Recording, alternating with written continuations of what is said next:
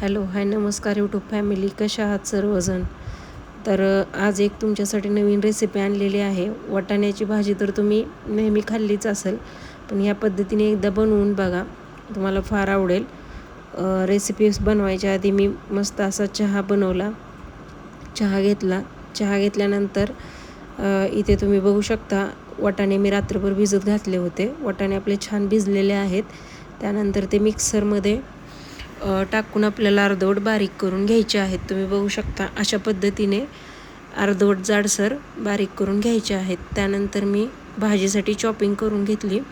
कांदा, टोमॅटो आणि कोथिंबीर चिरून घेतली. त्यानंतर इथे गॅसवरती मी कढई ठेवून कढईमध्ये तेल टाकून फोडणीला जिरे, तमालपत्र टाकले.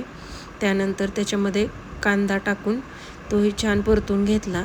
त्यानंतर त्याच्यामध्ये एक टोमॅटो टाकले, तेही छान परतून घेतलं.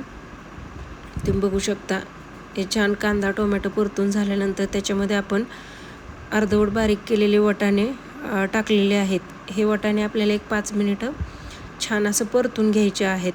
त्यानंतर त्याच्यामध्ये मी ठेचलेलं आलं आणि लसणाची पेस्ट टाकलेली आहे. तेही छान असं 1-5 मिनिटं परतून घेतलं.